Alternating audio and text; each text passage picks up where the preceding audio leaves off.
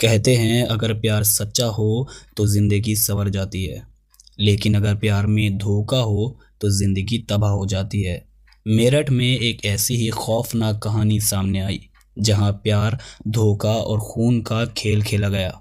Merchant navy के अफसर सौरभ राजपूत को उसकी अपनी ही पत्नी मुस्कान ने अपने प्रेमी साहिल के साथ मिलकर बेरहमी से मार डाला। हत्या भी इतनी खतरनाक की कि इंसानियत की भी रूह कांप जाए। सौरभ के शरीर के टुकड़े करके सीमेंट से भरे ड्रम में बंद कर दिया। लेकिन कहते हैं ना, अपराध कितना भी प्लानिंग से किया जाए, सच छुप नहीं सकता। सौरभ की गुमशुदगी की रिपोर्ट, पुलिस की पैनी नज़र और फिर उस ड्रम का खुलना, सब कुछ ऐसा था जैसे किसी थ्रिलर फिल्म का सस्पेंस। आखिर क्या था इस खौफनाक कत्ल के पीछे का राज?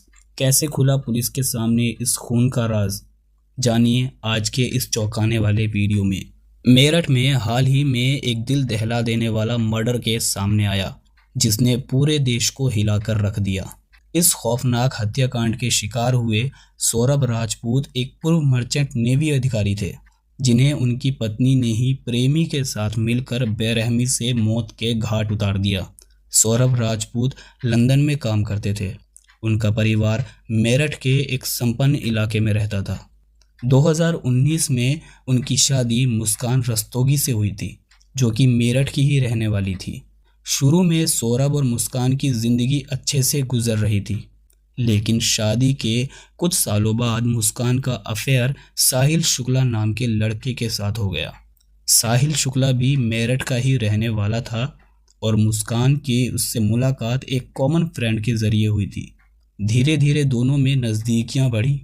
ये रिश्ता शारीरिक और भावनात्मक रूप से गहराता चला गया।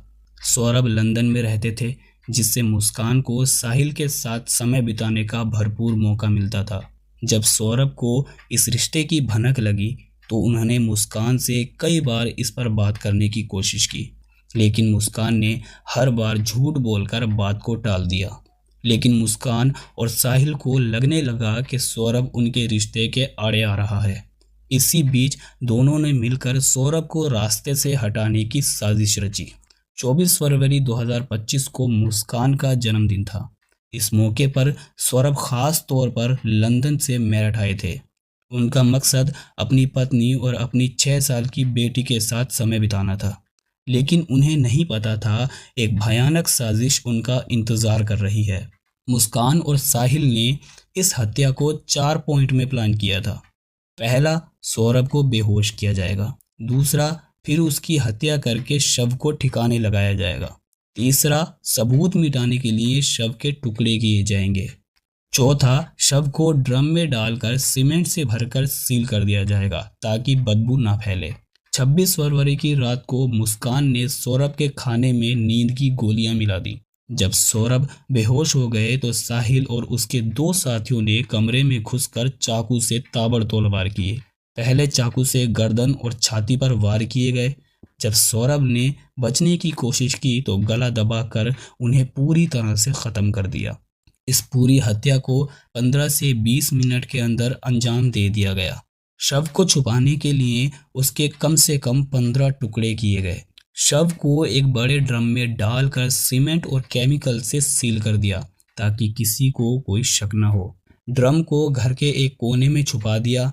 हत्या के बाद मुस्कान और साहिल शिमला, कसौली और मनाली घूमने चले गए ताकि किसी को कोई शक न हो। इस दौरान वो सोशल मीडिया पर भी एक्टिव रहे ताकि किसी को शक न हो। सौरभ के माता पिता लगातार अपने बेटे से संपर्क करने की कोशिश कर रहे थे, लेकिन कोई जवाब नहीं मिल रहा था। जब सौरभ कई दिनों तक लापता रहा तो उसके माता पिता ने मुस्कान से सवाल किए। मुस्कान ने बहाने बनाने शुरू कर दिए और कहा कि सौरभ वापस लंदन चला गया है। लेकिन जब माता पिता ने सौरभ के ऑफिस में कॉल किया तो पता चला कि वो वहां नहीं पहुंचा।